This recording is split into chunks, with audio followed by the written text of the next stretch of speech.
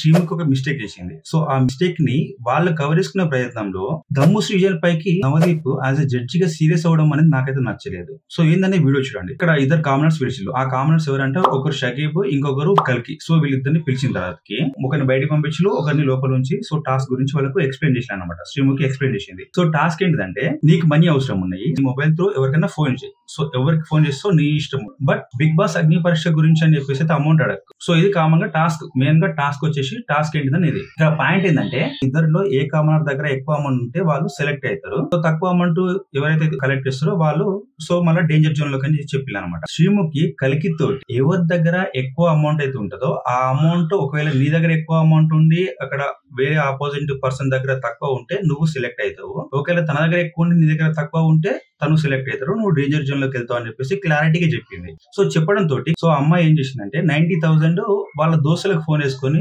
చేయించుకున్నది. ఇక్కడ నెక్స్ట్ ఆమెకు చెప్పిన తర్వాతకి నెక్స్ట్ షాకీబ్ అనే ఇంకో కామనర్ కూడా సేమ్ ఇదే టాస్క్ చెప్పింది. బట్ చెప్పిన విధానం ఏ విధంగా ఉందంటే వీలైనంత అమౌంట్ నువ్వు అడుగు అని చెప్పేసి ఆ అమ్మాయి ఎంత అమౌంట్ అడుగుతో నీకు తెలియదు, సో నువ్వెంత అమౌంట్ అడగాలనుకుంటున్నావో తనకు తెలియదు అని చెప్పేసి చెప్పింది. సో ఇక్కడ క్లారిటీ మిస్ అయిపోయింది. తనకి చెప్పింది ఏంటంటే ఎంత ఎక్కువ అమౌంట్ ₹1 అంటే ఎక్కువ నీ దగ్గర ఎక్కువ ఉంటే నువ్వు సెలెక్ట్ అవుతావు, తన దగ్గర ఎక్కువ ఉంటే తను సెలెక్ట్ అవుతుంది అని చెప్పిన విధానంలో ఇక్కడ షకీబ్ దగ్గర వచ్చేసరికి మొత్తానికి మార్చేసింది అనమాట. కాంటెక్స్ట్ ఇక్కడ ఏముందంటే పద్ధతి అది సింపుల్ చెప్తున్నారు, అమౌంట్ అడుగు సో తీసుకో, ఇది చెప్తే ఏం కాదు. ఇక్కడ షకీబ్ కు చెప్పిన విధానం ఏ విధంగా ఉందంటే ఎంత ఎర్లీగా అమౌంట్ అనేది మన అకౌంట్ లో క్రియేట్ అయితే వాళ్ళు టాస్క్ లో ఉండి గెలిచి సో గోల్డెన్ ఆ చైర్ లోకి వెళ్తారని చెప్పేసి తను అర్థం చేసుకున్నాడు. చెప్పిన విధానమే అదే విధంగా ఉంది కాబట్టి కలికి వచ్చేసరికి ఏ విధంగా చెప్పింది శ్రీముఖి, ఇక్కడ ఎంత అమౌంట్ తనకన్నా ఎక్కువ నువ్వు కలెక్ట్ చేసుకుంటే నువ్వు టాప్ 15 లో ఉంటా అని చెప్పేసి చెప్పింది. టాస్కే తనకు ఒక విధంగా చెప్పేసి షకీబ్ ఒక విధంగా చెప్పడం తోటి ఆయన అర్థం చేసుకునే విధానం వేరే విధంగా ఉంటే తను అమౌంట్ అడిగిండు. బట్ తక్కువ టైంలో మనకు క్రియేట్ అయితే